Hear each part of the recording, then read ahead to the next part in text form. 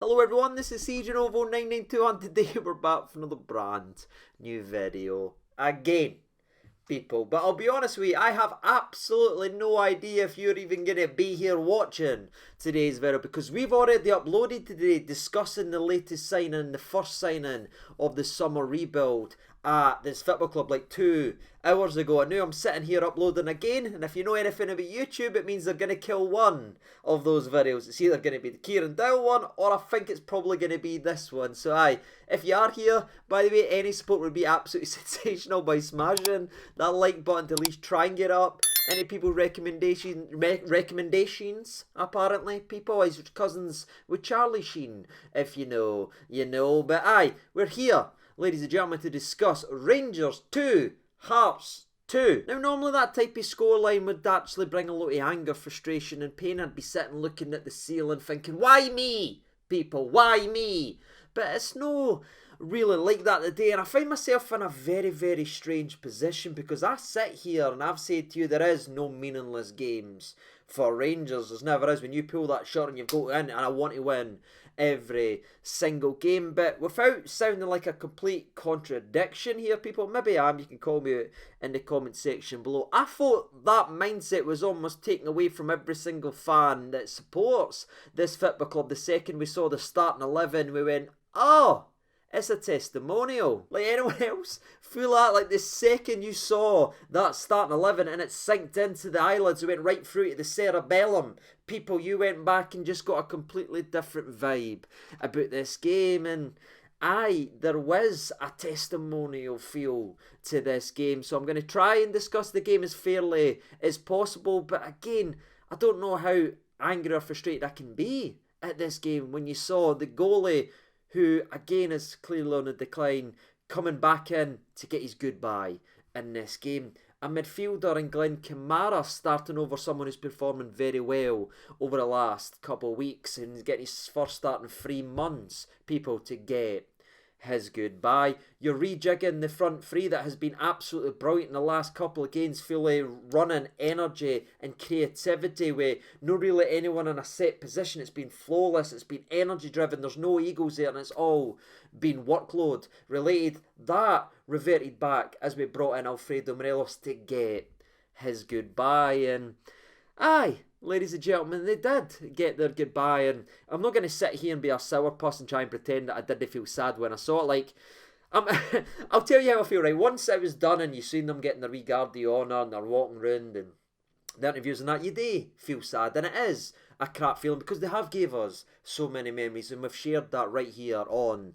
this channel, especially guys like Phil Hollander. Like, Phil Hollander I feel worse for. Scotty I'm the saddest about, but the guy that I feel the worst for is Big Phil Hollander, because he's done nothing wrong. He's no spat the dummy, he's no wanting to sign a contract or anything like that. He's no let himself go and let his performances drop off a cliff that the fact he's worth mere or nothing anymore. This guy was cut down in his prime of football, ladies and gentlemen, at 29 years old, and he's been out for nearly 2 years and he's still nowhere near ready to play football. So I feel bad for him, and I think the thing you can say about Phil Hollander, by the way, is I'm still not overly convinced, even on one leg, that laddie wouldn't arguably still be our best defender right now. So there is that air of sadness, and it does feel crap because again there's that air of familiarity, and you know they've gave you good times and that in the past, but you need to let that go. It's like a toxic ex. Ladies and gentlemen, we have to move away from a lot of them and start experiencing new things, because I'll be honest with you, did you see the first 45 minutes? Yes, 45 minutes. Aye, that is everything that's struggled and killed us all season long, because we put the old familiar chess pieces back in to the starting 11, and everything we've seen over the last 3 or 4 weeks was ripped up and flung away because all the good build-up, all the quick energy was sucked out to the room, and all we got in that first 47 minutes before Cartmel put us on his back once again is the reason these players are leaving this football club, because the time has came and went and we need this break. So spoiler alert for the first 45 minutes of the game, but obviously I will break the game down as fairly as possible. The game started perfectly for Hearts, who of course have a hell of a lot to play for, and they weren't feeling sympathetic for the players and being in testimonial and being like, look, these are the players you love, let's give them one last cheer. Now they're fighting for third place, and they came out firing, winning an early long throw. They fling it in, it's just horrendously defended by Rangers. I think Suter gets caught underneath it. I don't know what Tav was doing. He looked like he was playing Heath Dennis at that point. He headers it back down Shanklin, I believe. McGregor's nowhere. Like, he's doing a wee bit the old salsa dance that we've seen a couple times this season. It hits off him, falls to Giannelli, puts it into the back of net.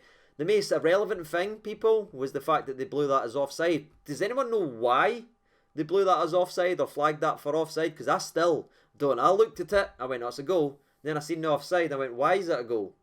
Then I seen the replay and I went, why is it offside? And then we had 4 minutes to determine why it wasn't offside.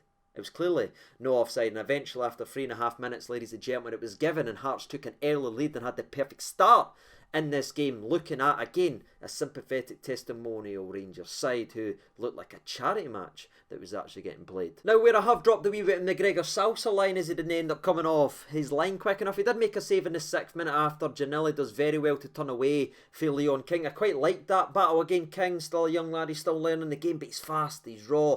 They had a good battle there. Not too many people keeps up with Giannelli in a race. I've killed him on Call of Duty and he was very upset one time. We'll talk about it another time. But he ends up turning away for Leon King, having a shot that was straight at McGregor, but it got a great pop for the old crowd as we saw McGregor get his actual save. It's just unfortunate, ladies and gentlemen, we're yet again seeing another day and another game where McGregor has more goals conceded than shots saved. And I know I'm just being annoying right now, ladies and gentlemen, but can I just say, did McGregor not get like a better send-off last season? Can I just fire that out there? Played a vital part taking us to a European final, and then his very last appearance gets substituted on like the rafters were going mental for him in a cup final to lift that trophy. His last touch would have been lifting a trophy. Still, yes, he was on the decline, but we called it right there. That felt like the fairy tale ending, but we ended up keeping him too long. And it's a little bit sad that he ends up being his last game played in an empty 2-2 draw with Hearts with nothing to really play for in terms of trophies or titles. I think he got a better goodbye last year, but of course he still has his testimonial match next month, his real testimonial versus Newcastle. That save right there we talked about straight at him that a corner would have saved was the only action that McGregor actually had, apart from the football heritage of Giannelli dropping like a stone holding his noggin, where McGregor went mental calling him a diver. John Beaton ended up booking him, and we got a McGregor booking for a referee outburst that would have brought a tear to a glass eye, and then 25 minutes later you had Morelos getting booked for an unsportsmanlike tackle or whatever they tried to say. It was just a late challenge, and you sit back and you look at the two of them, the last appearances at Ibrox, and both of them get booked. By God, it was emotional. But regarding the actual football, we did slowly but surely start putting coal in the fire and heating up just a little bit, ladies and gentlemen, as we added a bit of quality in the 19th minute, where Leon King has a long shot from range, but both Sakala and Morelos are sleeping. They're not getting in the box. I've not got the striker instinct. I'll not go too much into it. It's just a one that somebody should be on the end of putting into the back of net after Clark makes an absolute humdinger at it, people, and he should be doing a hell of a lot better. But that gets cleared away, and then Ridvan plays a phenomenal ball in behind the Hearts defence. Sakala's trying his best to pick out Alfredo Morelos at the back post, but it's very great defending by, I believe, Sibic on that occasion. And I know there was a long shot from Cantwell, and I know there was a long shot from Sakala that was both well saved by Clark, but I'll be honest with you, see 44 minutes into this game, I was sitting there looking like Morelos when he sits on the bench, just scowling people, and it made me think, you know, because I do feel sad on occasion the fact we've said goodbye to so many legends like Scotty.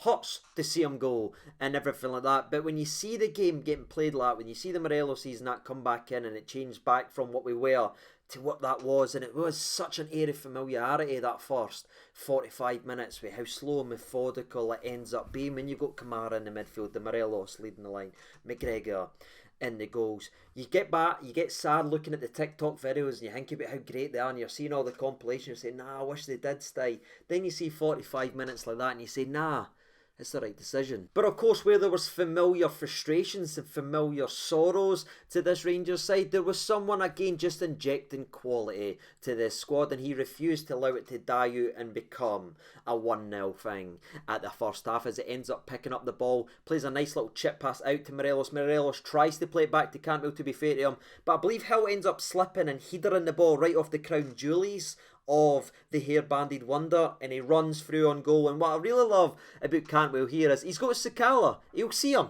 alright? Then he try and say he never saw him. He sees him. Talented players like that will see him. But when you see Fashion Sakala wide open in front of goal, respect to Cantwell, because he saw that and thought, you know what, the better decision for this football club is to me to shoot this with my weak foot. And by the way, it was a phenomenal finish, postage stamp, tucked away, 1-1. We're celebrating, we're loving life. Morelos is chasing, Naismith doing, they are trying to get in his face and trying to discuss, as they had a wee bit of a shuffle, a wee bit of a wee tiff and everything like that, wee handbags 5 minutes before, as mere Hearts players were diving, trying to kill time. Morelos was just trying to play the game. Naismith tried to say something, they had a wee bit of nip and bites, and then when we equalised, Morelos wanted to see Naismith, because he was very talkative when he was winning 1-0, was he still want to be talkative when it was 1 each. And by the way, for everyone in the back, Naismith never wanted none. And I'm sorry to keep mentioning this word, but that sideshow, I felt straight out the handbook, a testimonial slash charity match. Did I know?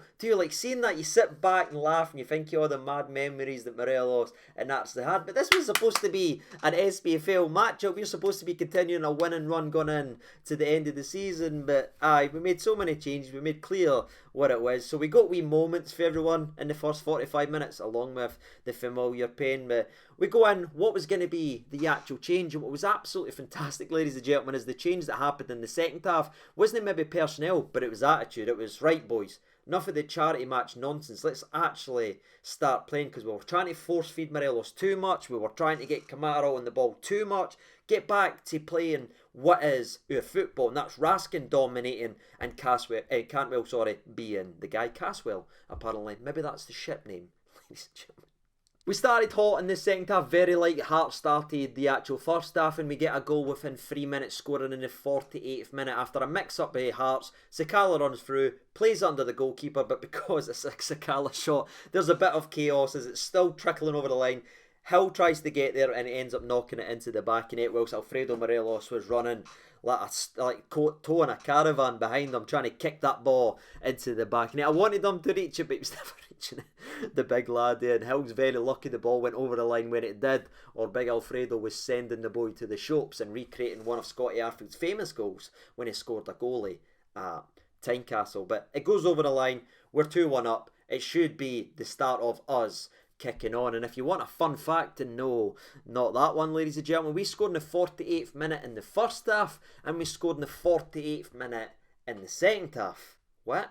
Now, this was probably Rangers' best spell over the next 25 minutes, where we should have killed the game. I mean, Cantwell was great. He ran about 50 yards backwards, put one of their players on the arse, got an electrifying response for the crowd, and he's just like, just his attitude and the way he plays the game, it's so infectious to actually watch, and it must be to play alongside as well. Big John Lundstrom, who I didn't thought started great, but ended up getting more into the game, ends up nailing Janelle as well, and it's just getting the crowd up, and you're starting to get the competitive edge back into the game. You're like, right boys, because I mean, Cantwell was getting kicked for pillar to post. I mean, take a drink every time a Hearts player kicked Cantwell late, you'd be absolute poreless and looking like that Phil Mitchell meme people. But aye, we started to turn up, and we actually started treating it like a real game of football. We started playing them off the park, especially when we made the substitutions that we made. Glenn Kamara came off. Leon King, who had a good spell again in the game, ended up coming off, and on came Scotty Arfield and Rabbi Matundo. And I loved seeing wee Rabbi come on, you know, and I always feel bad about doing this joke, but Scotty came on, and all I can say is it was electrifying. It was like the glass just broke, Steve Austin's music just hit, and it's the late 90s, people. It was electrifying, right? And me, Rabbi Matundo's jogging on just at the back of that, getting the tail ends, and you just see him looking a bit like, oh, smiling, buzzing, because the fans are actually happy that he's for once coming on the park, and it was just good to see. He was just smiling and looking a bit, being like, oh, is this what it's like to be cheered on the park? I quite like it. And to be fair, did it no work? He actually looked good when he came on. He felt the love for the crowd. Yes, it was for Scotty, but did he take it away from the lad? It went to him, and a couple of times he looked dangerous. Morelos a bit slow on his heels for a through ball. I think if he was sharper, he could have got a shot away. But he plays it back to wee Rabbi Matondo. Rabbi tries to get a shot. It's very well saved by Sibic. The next chance that was created was once again by Rabbi Matondo as he turns two in the middle of the park. Harren, I believe, is trying to pull him down and kick him. Wee man just skips by him, sprints up with the ball. Wee bit heavy, I'd say, on the pass to Alfredo, and Alfredo puts it wide. But aye, that's when I knew it wasn't going to be Morelos' day. See, when he pulled that wide, I went, wee man's just not getting his goal. And the next chance showed that, people, is he had his best moment of the entire game in my personal opinion. It's a ball that's absolutely overhit with wee Ridvan. Remember when I said his crossing was very similar to Bassi in his first season? I'm sure it will eventually come, but I to the back, but Alfredo doesn't give up on it and just wee shoves Barry Mackay. You're trying to no tell me this is a testimonial? Andy Halliday and Mackay was there. Barry Mackay ended up coming on the park and Alfredo shoved him out the way like an empty plastic bag, drove into the box, had a shot from a weird angle, the goalie spills it, it falls to Arfield, and then it falls annoyingly to the goalkeeper, then it falls to Cantwell, and Cantwell rolls it wide. And it was at that moment right there I went, not only is Morelos not getting his goal, Arfield's not getting his goal, and this has probably got a draw written on it. It was like that exact moment you can ask anybody. That's when I went, it's going to end up a draw. Because when a goalie spills it twice to two very good players in front of goal and it doesn't end up in the back of the net, you know it's not really your day. And Scotty had another shot that was well saved by Xander Clark, who was really annoying me, by the way. Play the game, son. Let Scotty get his salute one more time. The only salute that we got was, of course, Fashion Sakala, who not only done the Alfredo Morelos knee slide, but then somehow combined it in to a salute. Shout out to Sakala, at least we got to see it once this afternoon. And we had several chances to really kill the game off, but again, I'm not wanting to go too overly harsh on the Alfredo Moreloses and all that, because we know what the game was, and we're trying our best to get him a goal, but that's just an indication of what's been wrong, you know what I mean? We've just not got that clinical edge. We didn't take our chances when these certain boys are on the park and we leave ourselves to be stung, and that's what happened in the game. I was actually expecting McGregor to come off, if I'm honest with you. I was waiting. 90th minute, I says, well, clearly, if we've took Morelos off to get his cheer, we've brought all the other boys off to get their cheer, surely we'll let McGregor get his cheer, but we've never done that, people, and that was a surprise, and ends up being rooted on his line at the end. But I can't take too much of a dig at McGregor here, because it was actually Jackal with the heavy poor touch inside the box that ends up dropping to the Hearts player, and he scores a 93rd minute equaliser. And it's just, I'm sure it'll be a big point for them and they'll be absolutely buzzing with it and everything like that, but it just felt like that's kind of the way it was going to go. And if I was going to be a wee bit heartless and joke more about testimonial, you want to see testimonials finishing a draw. But for that position, ladies and gentlemen, even though Beale kind of told us what the game was with the starting 11, I'll admit I wanted to win when we were 2-1 up. Well, I wanted to win the entire game, but you know what I mean? See, when we were 2-1 up in the 90th minute, just see the game out. Stop trying to get goals. Stop trying to force feed certain people, but we just kept going and going and going. We didn't play the game the way we should have been playing the game. We ended up making a mistake and getting stung once again, which is probably fitting, because if we are doing a testimonial, it's good to have everything that is this football club, and that really was it. Chances galore, chances missed, yellow cards, and getting stung. That's been this season. And that's truthfully all I've really got to say about the game. I don't know if you're going to be annoyed with me with the way I've looked at this game, but it just felt different, and it felt that my entire mindset changed the second I seen the starting 11, because it just felt like, here lads, go out and play one last game out in front of the crowd, go and get your applause. That's what it felt like to me. Noah, go out there and make sure you win this game, because we wouldn't have made any of the decisions, in my personal opinion, that we made in terms of personnel. I don't think McGregor would have been in the starting 11. I don't think Kamara would have got his first start in 3 months, and despite being fit enough to play 70 odd minutes, I still don't think Morelos would have been selected if we were gung-ho about trying to win this game and make sure we're performing at our level, because that's not what's been working over the last couple of weeks. I think the fact that we changed that, we've tried to do the right thing by these players, and that's fair enough. When you have as terribly a season and you fail as badly as we have in the season, you didn't have anything available, go out there and give the guys who's gave the fans something to cheer over the last couple of years one last game in front of them. I get it, I'm not being heartless, ladies and gentlemen, but that's just what I thought of the game. There's just wasn't that competitive bite that's been there in the last couple of weeks, and I think we all know why. That's it. people. That's all I've got to say about the game. What did you think of the game? Am I completely wrong about my mindset and the way I've approached this? Do you want to shout at me and let me know in the comment section below? Even if you're seeing this video again, I don't know if you will see this video because YouTube's so broken, but aye, thank you so much for watching. Let me know if you are still watching, by the way, because I know I asked you this a couple of days ago, but if you didn't mind giving me one memory of McGregor, Morelos, Kamara, Lander, Kent and Scotty Arfield, that would be absolutely sensational. Just the one memory. What's the first thing that comes in your mind? I want to scroll down. I want to smile tonight, ladies and gentlemen. So please consider doing that. But aye, that's it. That's been the reaction / goodbye to several key first players. It's done and dusted. Now we get back and hopefully we go back to playing the players that's going to be here next year and get back to playing the football we had seen over the last couple of weeks and start building momentum and start building some confidence. That would be absolutely great. What about you? Let me know your thoughts and opinions down there in the old comment section below. And as always, I've been CJ92. Thank you so much for watching and bye.